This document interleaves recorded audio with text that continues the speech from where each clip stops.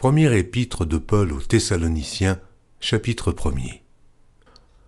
Paul et Sylvain et Timothée, à l'église des Thessaloniciens, qui est en Dieu le Père et en Jésus-Christ le Seigneur.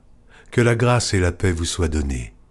Nous rendons continuellement grâce à Dieu pour vous tous, faisant mention de vous dans nos prières, nous rappelant sans cesse l'œuvre de votre foi, le travail de votre charité et la fermeté de votre espérance en notre Seigneur Jésus-Christ devant Dieu notre Père.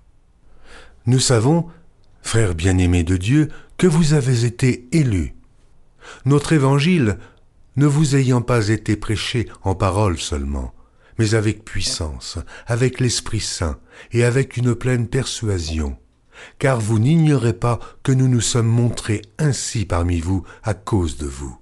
Et vous-même, vous avez été mes imitateurs et ceux du Seigneur, en recevant la parole au milieu de beaucoup de tribulations avec la joie du Saint-Esprit, en sorte que vous êtes devenus un modèle pour tous les croyants de la Macédoine et de l'Achaïe. Non seulement, en effet, la parole du Seigneur a retenti chez vous dans la Macédoine et dans l'Achaïe, mais votre foi en Dieu s'est fait connaître en tout lieu, de telle manière que nous n'avons pas besoin d'en parler.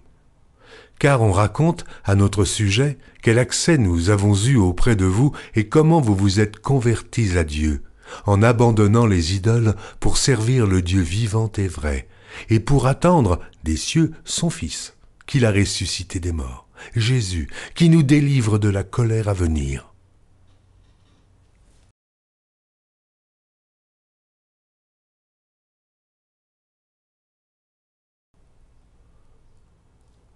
Première épître de Paul aux Thessaloniciens, chapitre 2. Vous savez vous-même, frères, que notre arrivée chez vous n'a pas été sans résultat. Après avoir souffert et reçu des outrages à Philippe, comme vous le savez, nous prîmes de l'assurance en notre Dieu, pour vous annoncer l'évangile de Dieu, au milieu de bien des combats.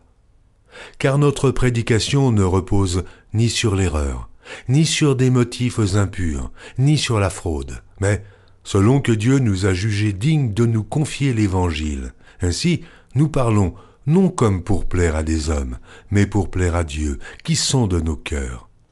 Jamais, en effet, nous n'avons usé de paroles flatteuses, comme vous le savez. Jamais nous n'avons eu la cupidité pour mobile, Dieu en est témoin. Nous n'avons point cherché la gloire qui vient des hommes, ni de vous, ni des autres. Nous aurions pu nous produire avec autorité, comme apôtres de Christ. Mais nous avons été pleins de douceur au milieu de vous, de même qu'une nourrice prend un tendre soin de ses enfants. Nous aurions voulu, dans notre vive affection pour vous, non seulement vous donner l'évangile de Dieu, mais encore nos propres vies, tant vous nous étiez devenus chers. Vous vous rappelez, frères, notre travail et notre peine, nuit et jour à l'œuvre, pour n'être à charge à aucun de vous. Nous vous avons prêché l'évangile de Dieu. Vous êtes témoins, et Dieu l'est aussi, que nous avons eu envers vous qui croyez une conduite sainte, juste et irréprochable. Vous savez aussi que nous avons été pour chacun de vous ce qu'un père est pour ses enfants, vous exhortant, vous consolant, vous conjurant de marcher d'une manière digne de Dieu qui vous appelle à son royaume et à sa gloire. C'est pourquoi nous rendons continuellement grâce à Dieu de ce qu'en recevant la parole de Dieu que nous vous avons fait entendre, vous l'avez reçue non comme la parole des hommes, mais ainsi qu'elle l'est véritablement, comme la parole de Dieu qui agit en vous qui croyez.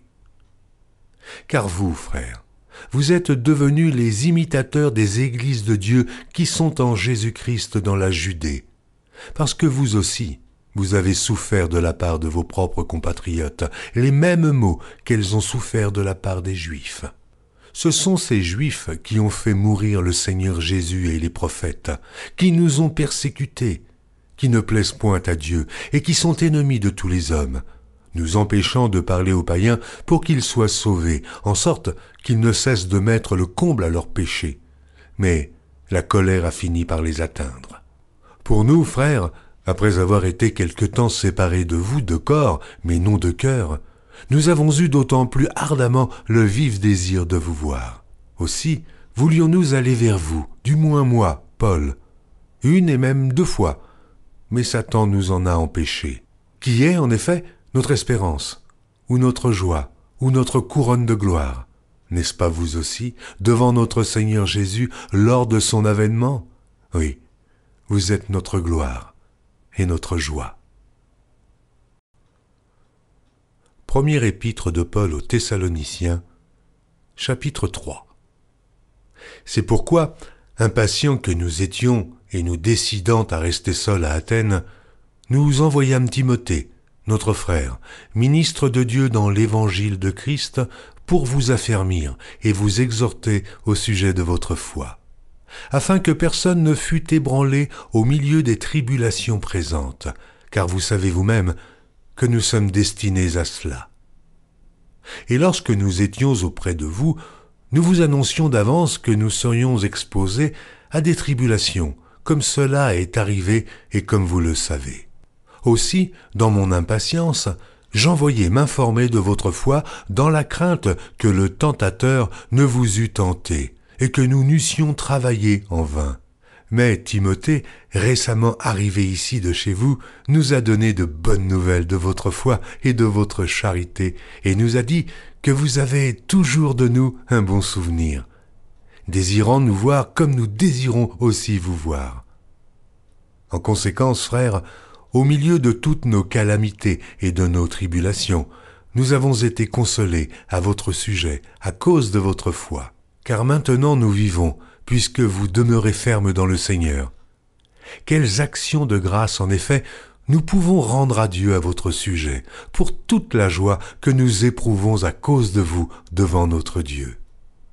Nuit et jour, nous le prions avec une extrême ardeur de nous permettre de vous voir et de compléter ce qui manque à votre foi.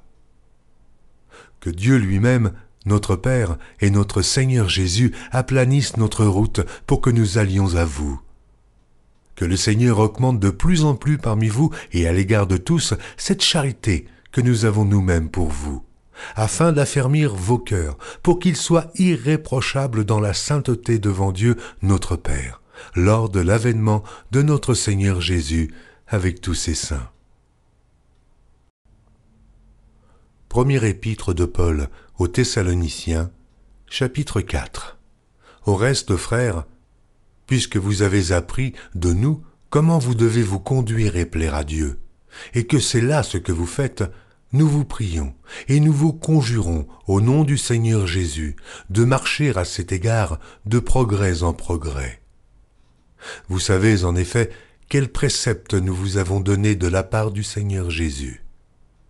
Ce que Dieu veut, c'est votre sanctification, c'est que vous vous absteniez de l'impudicité, c'est que chacun de vous sache posséder son corps dans la sainteté et l'honnêteté, sans vous livrer à une convoitise passionnée comme font les païens qui ne connaissent pas Dieu. C'est que personne n'use envers son frère de fraude et de cupidité dans les affaires, parce que le Seigneur tire vengeance de toutes ces choses, comme nous vous l'avons déjà dit et attesté. Car Dieu ne nous a pas appelés à l'impureté, mais à la sanctification. Celui donc qui rejette ses préceptes ne rejette pas un homme, mais Dieu, qui vous a aussi donné son Saint-Esprit. Pour ce qui est de l'amour fraternel, vous n'avez pas besoin qu'on vous en écrive, car vous avez vous-même appris de Dieu à vous aimer les uns les autres. Et c'est aussi ce que vous faites envers tous les frères dans la Macédoine entière. Mais nous vous exhortons, frères, à abonder toujours plus dans cet amour, et à mettre votre honneur à vivre tranquille, à vous occuper de vos propres affaires et à travailler de vos mains, comme nous vous l'avons recommandé, en sorte que vous vous conduisiez honnêtement envers ceux du dehors et que vous n'ayez besoin de personne. Nous ne voulons pas, frères, que vous soyez dans l'ignorance au sujet de ceux qui dorment, afin que vous ne vous affligiez pas comme les autres qui n'ont point d'espérance. Car si nous croyons que Jésus est mort et qu'il est ressuscité, croyons aussi que Dieu ramènera par Jésus, et avec lui, ceux qui sont morts. Voici en effet ce que nous vous déclarons d'après la parole du Seigneur. Nous les vivants, restés pour l'avènement du Seigneur, nous ne devancerons pas ceux qui sont morts. Car le Seigneur lui-même, à un signal donné, à la voix d'un archange et au son de la trompette de Dieu, descendra du ciel, et les morts en Christ ressusciteront premièrement. Ensuite, nous les vivants qui serons restés, nous serons tous ensemble enlevés avec eux sur des nuées à la rencontre du Seigneur dans les airs, et ainsi nous serons toujours avec le Seigneur. Consolez-vous donc les uns les autres par ces paroles. Première épître de Paul aux Thessaloniciens, chapitre 5. Pour ce qui est des temps et des moments, vous n'avez pas besoin, frères, qu'on vous en écrive. Car vous savez bien vous-même que le jour du Seigneur viendra comme un voleur, dans la nuit. Quand les hommes diront « paix et sûreté », alors une ruine soudaine les surprendra comme les douleurs de l'enfantement surprennent la femme enceinte, et ils n'échapperont point.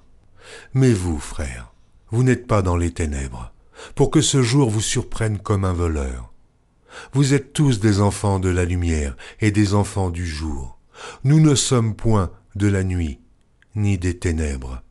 Ne dormons donc point comme les autres, mais veillons et soyons sobres. Ceux qui dorment, dorment la nuit, et ceux qui s'enivrent, s'enivrent la nuit. Mais nous qui sommes du jour, soyons sobres, ayant revêtu la cuirasse de la foi et de la charité, et ayant pour casque l'espérance du salut. Car Dieu ne nous a pas destinés à la colère, mais à l'acquisition du salut par notre Seigneur Jésus-Christ, qui est mort pour nous, afin que, soit que nous veillions, soit que nous dormions, nous vivions ensemble avec lui. C'est pourquoi, exhortez-vous réciproquement et édifiez-vous les uns les autres comme en réalité vous le faites. Nous vous prions, frères, d'avoir de la considération pour ceux qui travaillent parmi vous, qui vous dirigent dans le Seigneur et qui vous exhortent. Ayez pour eux beaucoup d'affection à cause de leur œuvre. Soyez en paix entre vous. Nous vous prions aussi, frères.